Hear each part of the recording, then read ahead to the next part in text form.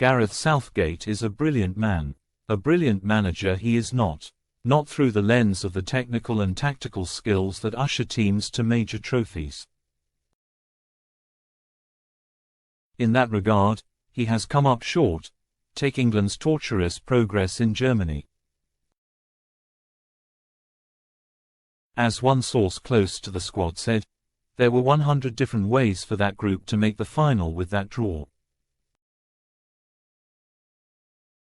They did it in pretty much the hardest way possible. It is unfair to say they relied on good fortune alone.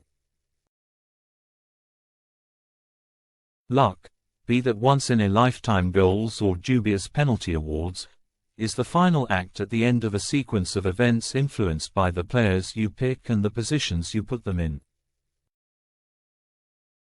To get there, to stay in the game with a dice to spare, takes resilience and belief. Southgate has chiseled those qualities into the psyche of his players during 8 years in charge. For that, he deserves enormous credit, but a team who rely on such fortitude and fortune are not a team at all, really. Not in the traditional sense of strategy, cohesion and identity. Not like Spain. What was England's identity at the Euros? They were survivors, not thrivers. They looked like a bunch of highly valued strangers and, come the end, one of them would write a check to buy entry to the next round. A wealth of talent got them through, even if there was a paucity to their play. It did not have to be like that.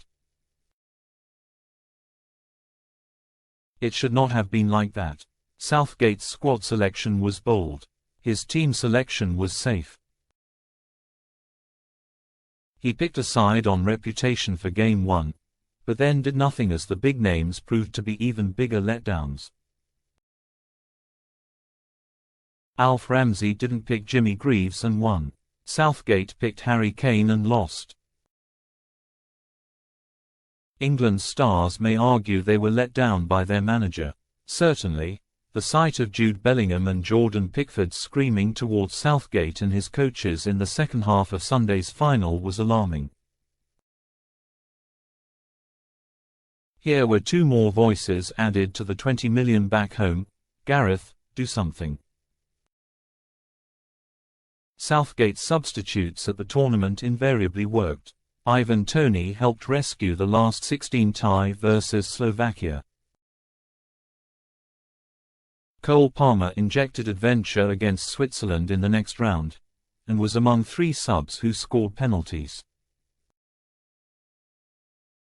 In the semi-final, against the Netherlands, Palmer supplied the pass for Ollie Watkins to score the winner. They were both second-half introductions. Then, in the final, Palmer scored from the bench. However, if the life vests are saving you every time, is it not an idea to have them in the pool to begin with?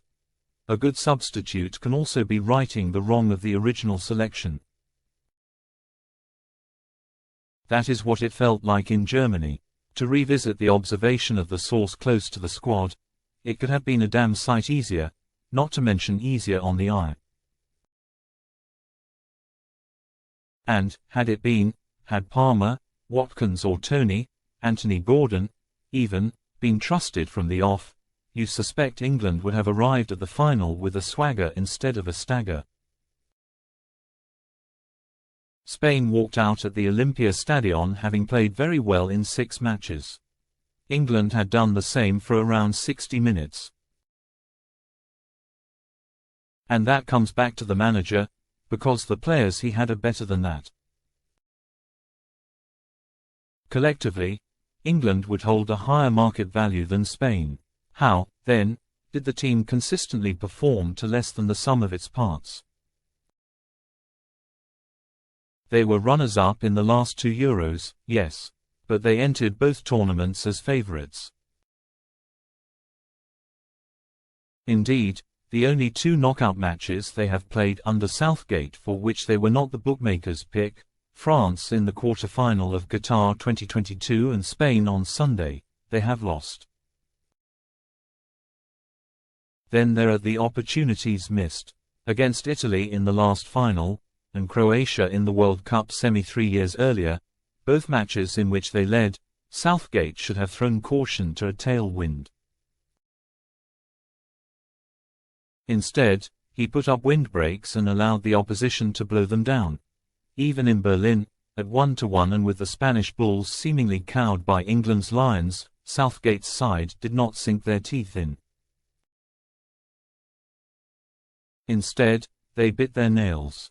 The manager talks, and he talks so well, of fearlessness and not being afraid to lose, and yet in the biggest matches, England have looked scared to win when victory was in their jaws.